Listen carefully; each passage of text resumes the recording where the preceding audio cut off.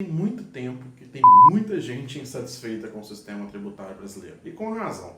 Ele é um sistema ineficiente, que tributa poucos ricos e muitos mais pobres, mas a gente nunca parece conseguir levar à frente uma reforma tributária.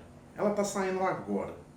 O governo Lula e o ministro Fernando Haddad colocaram a reforma tributária como uma das prioridades desse governo. Esse é um vídeo para a gente entender o que é a reforma tributária, por que ela é tão importante e por que nós, os movimentos sociais, temos que lutar para que ela tenha a cara do povo brasileiro.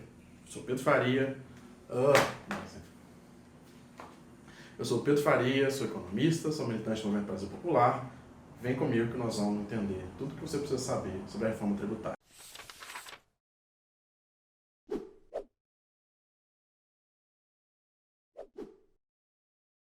A reforma tributária ela tem duas partes.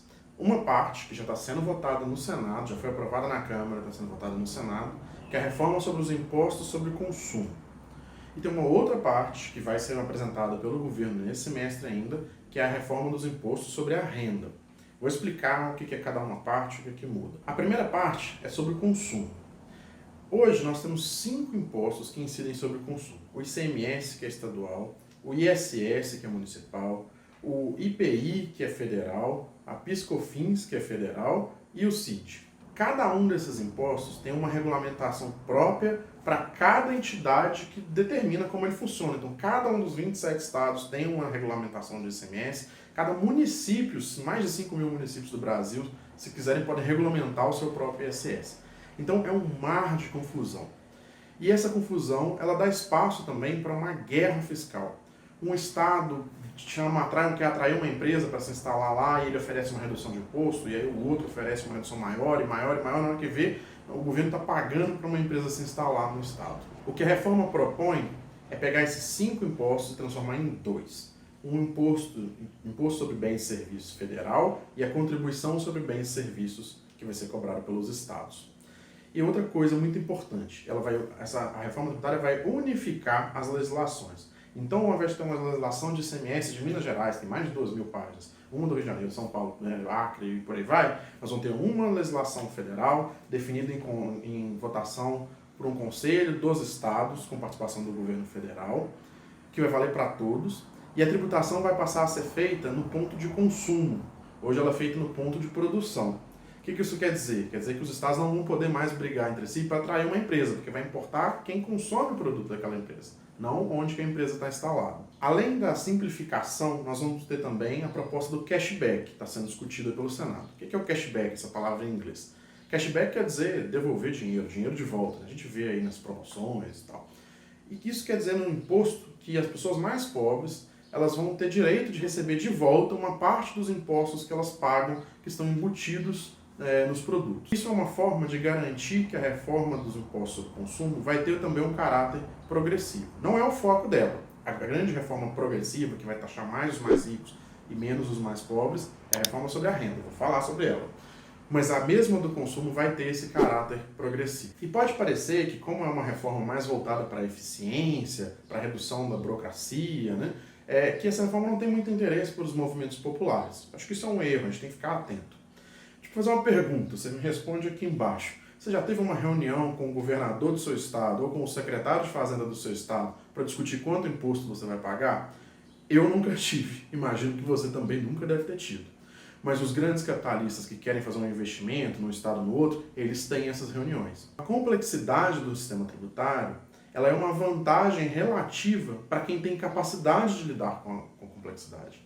Eu, você, o seu amigo que abre um pequeno negócio, que quer fazer um empreendimento, a gente não tem como pagar um advogado tributarista, um time de contadores para evitar os impostos e pagamentos. Os grandes capitalistas têm. E eles têm acessos para poder discutir justamente as isenções e promover a guerra fiscal, onde eles são os maiores beneficiados. Então, mesmo essa reforma que não tem o foco na redistribuição de renda da sociedade, ela é muito importante para a gente. Ela vai criar uma estrutura unificada que permite a um governo, inclusive um governo popular de esquerda, definir as suas políticas de uma maneira mais clara, sem ter que enfrentar a malandragem dos capitalistas. A segunda parte da reforma tributária, que ainda vai ser enviada para o Congresso, é a parte da reforma sobre a renda. Essa é a parte mais importante para os movimentos populares.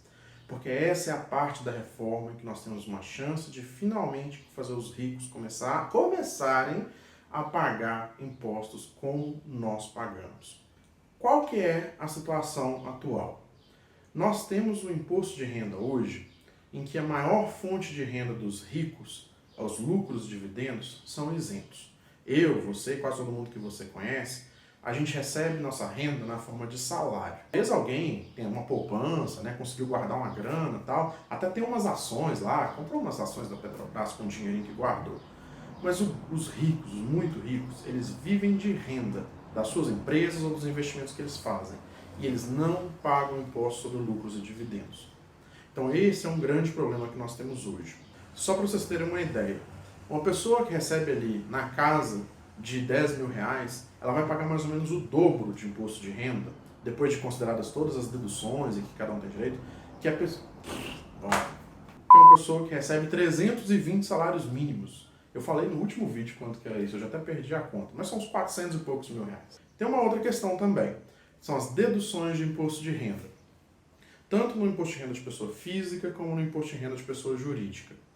O que acontece, por exemplo, no imposto de renda de pessoa física, é que nós temos direito, todo mundo que usa saúde privada, educação privada, tem direito a deduções em cima desse gasto, até um certo limite. Só que essas deduções, elas favorecem muito quem é mais rico. Quem está apertado, está ganhando pouco, vai colocar o filho em escola pública e vai usar o SUS. Quem está com dinheiro sobrando pode contratar um plano de saúde, botar o filho numa escola de burguês e usar as deduções para abater o que pagaria de imposto.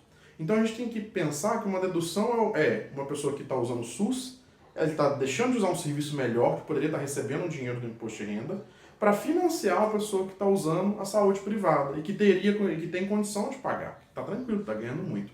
Então as deduções são uma outra forma como o nosso sistema atual faz os ricos pagarem menos impostos e os pobres pagarem mais ou pelo menos ficarem sem, né, os recursos do governo que financiariam os serviços para toda a população.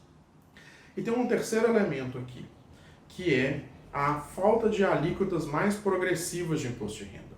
Hoje, para vocês terem uma ideia, quem ganha R$ 1.904 já entra no imposto de renda. Vai pagar o mínimo lá, que é 7,5%. Com R$ 4.664, ou 5, agora não lembro, mas enfim, R$ 4.665, você já está entrando na maior faixa de imposto de renda, que é 27,5%. Então nós temos uma diferença ali de 1.900 para 4.600, que vai do mínimo para o máximo. Para cima de 4.600, inclusive lá no alto, R$ 1 milhão por mês, todo mundo paga o mesmo tanto. E ainda tem aquilo que eu falei dos dividendos, que quem está ganhando esse tanto aqui, está lá no alto, né, não está pagando tudo porque não é salário, aí passa o carro. E esse 27,5% é muito baixo. Para vocês terem uma ideia, hoje na Bélgica, por exemplo, tem gente que paga quase 80% de imposto de renda. A alíquota máxima deles é 79,5%. Vários países têm alíquotas de 40%, de 50%, justamente para poder fazer com que os mais ricos paguem um imposto proporcionalmente maior e menos pessoas pobres entrem no imposto de renda. Então, enquanto o projeto está sendo proposto e enquanto o projeto for ser votado, nós temos que fazer muita pressão para que nós tenhamos essas mudanças. Temos que ter um imposto de renda sobre lucros e dividendos. Nós temos que ter mais alíquotas superiores de imposto de renda para que os mais ricos paguem mais proporcionalmente e para que menos pessoas lá no lado de baixo entrem no imposto de renda. Elas têm que ficar fora. E nós temos que ter uma redução de deduções, tanto no lado das empresas quanto no lado das pessoas físicas, principalmente para quem é muito rico. É dessa forma que nós vamos conseguir ter um financiamento maior das ações do governo, dos gastos dos programas sociais, Bolsa Família, dos investimentos em infraestrutura, dos portos, dos aeroportos, das estradas, a partir dos impostos sobre a renda e não sobre o consumo. O Brasil, ao contrário da maioria dos países hoje, ele arrecada mais imposto sobre o consumo, que afeta os mais pobres, do que sobre a renda. Então a gente arrecada mais imposto sobre o pacote de arroz, que o que eu como, você come, o bilionário come, paga o mesmo tanto de imposto, e menos sobre a renda, que eu e você que ganhamos menos, nós pagamos menos, e deveria ser o bilionário que paga mais. É por isso que lutar pela reforma tributária é muito importante. E tem uma outra questão de fundo aqui que eu acho muito relevante a gente falar. Nós temos que normalizar a discussão sobre o sistema tributário. Tem que fazer ela chegar para mais pessoas e tem que normalizar a gente discutir. Será que está todo mundo pagando imposto de uma forma justa? Ou será que quem é mais pobre está pagando mais proporcionalmente do que quem é mais rico? Será que não está na hora de os mais ricos fazerem uma contribuição justa de acordo com a capacidade deles de pagar imposto? Então é importantíssimo a gente discutir isso e avançar, inclusive para, no futuro, nós termos discussões sobre propostas que não devem entrar agora, como, por exemplo, o imposto sobre grandes fortunas. A gente tinha que estar discutindo isso, mas dificilmente isso vai entrar na proposta de agora.